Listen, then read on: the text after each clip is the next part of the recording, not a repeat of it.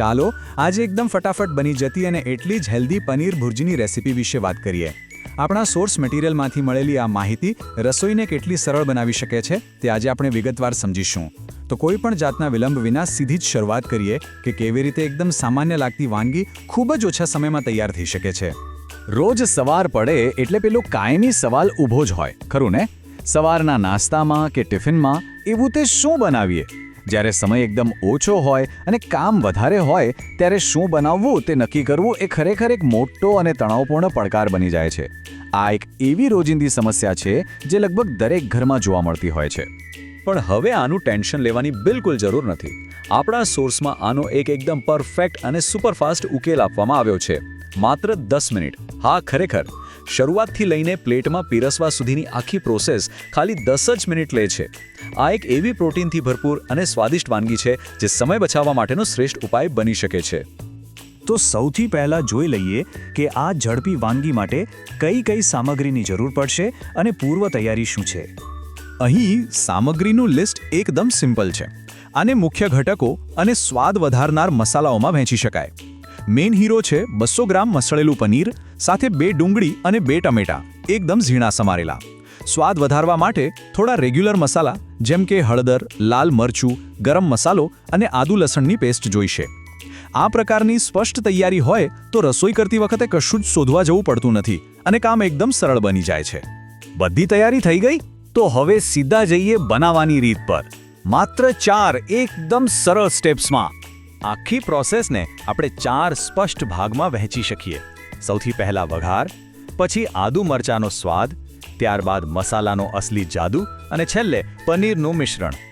ચાલો આ જર્નીને step by step સમજીએ. સ્ટેપ 1ની શરૂઆત થાય છે વઘારથી. 2 ચમચી તેલ કે બટર ગરમ કરીને જીરું નાખવાનું છે. અહીં એક બહુ જ નાની પણ અગત્યની વાત સોર્સમાં કહી છે. ડુંગળીનો રંગ આછો ગુલાબી થાય ત્યાં સુધી જેને સાંતળવાની છે. બસ આ જે પોઈન્ટ છે જ્યાંથી ભુર્જીનો અસલી ટેસ્ટ બનવાની શરૂઆત થાય છે. હવે સ્ટેપ 2માં આદુ લસણની પેસ્ટ અને લીલા મરચાં ઉમેરવાના છે. ઉતાવળમાં ઘણીવાર એક ભૂલ થતી હોય છે, પણ અહીં ખાસ ધ્યાને રાખવાનું છે કે લસણ અને આદુની કાચી વાસ સંપૂર્ણપણે જતી રહેવી જોઈએ. એ વાસ એકવાર દૂર થાય પછી જ ટમેટા ઉમેરીને એને બરાબર સોફ્ટ થવા દેવાના છે. ત્યારબાદ આવે છે સૌથી અગત્યનો ભાગ, મસાલાનો જાદુ. અડધી ચમચી હળદર, લાલ મરચું, ધાણા જીરું અને મીઠું. પણ એક મિનિટ, સોસમાં અહીં એક જબરદસ્ત ટેકનિક બતાવી છે. મસાલા નાખીને તરત જ ફક્ત 1 ચમચી જેટલું પાણી ઉમેરી દેવાનું. આનાથી થશે એવું કે પેનમાં મસાલા બળી નહીં જાય અને એનો ઓરિજિનલ ટેસ્ટ એકદમ જળવાઈ રહેશે. છે ને કમાલી ટીપ? અને પછી રસોઈની એ જાદુઈ ક્ષણ આવે છે. સોસના શબ્દોમાં જ કહીએ તો જ્યારે મસાલામાંથી તેલ છૂટું પડે, બસ આ એ જ પરફેક્ટ ટાઈમ છે જ્યારે સમજી લેવાનું કે આપણો મસાલાનો બેઝ 100% પાકી ગયો છે, એના બધા જ ફ્લેવર્સ વિકસી ચૂક્યા છે અને હવે એ પનીર સાથે ભળવા માટે બિલકુલ તૈયાર છે. તો ફાઇનલ ચોથા સ્ટેપમાં આ મસ્ત મસાલામાં મસળેલું પનીર હળવેથી મિક્સ કરી દઈએ. સાથે જ અડધી ચમચી ગરમ મસાલો ઉમેરવાનો છે. હવે પેનને બરાબર 2 મિનિટ માટે ઢાંકી દેવાનું છે. આમ કરવાથી શું થશે? બધી જ ગરમી અંદર લોક થઈ જશે અને પનીરમાં મસાલાના એ બધા જ અદ્ભુત સ્વાદ ઊંડે સુધી ઉતરી જશે. ચાલો, વાનગી તો તૈયાર છે. હવે જોઈએ એનું ગરમાગરમ સર્વિંગ અને કેટલીક ઉપયોગી ટિપ્સ. આ 10 મિનિટની ભુર્જીની ખાસિયત જ એ છે કે એને ગરમાગરમ રોટલી, પરાઠા કે પછી પાવ સાથે પણ સીમલેસ રીતે જોડી શકાય. એ દરેક સાથે એકદમ પરફેક્ટ કોમ્બિનેશન બનાવે છે. અને હા, છેલ્લે તાજા લીલા ધાણાથી ગાર્નિશ કરવાનું ન ભૂલાય.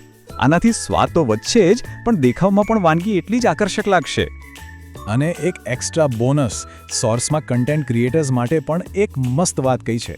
જો કોઈ આનો વિડીયો બનાવતો હોય તો શાકભાજી સમારતી વખતે અને વઘાર કરતી વખતે ક્લોઝઅપ શોટ્સ લેવા બહુ જ અસરકારક રહેશે. અને રસોડામાં સારી એવી બ્રાઇટ લાઇટિંગ રાખવી જેથી કેમેરામાં પનીર ભુર્જીનો પેલો રિચ વાસ્તવિક રંગ એકદમ ઉભરીને આવે. તો આ સ્વાદિષ્ટ અને ઝડપી સમજૂતી પછી એક સવાલ ઊભો થાય છે.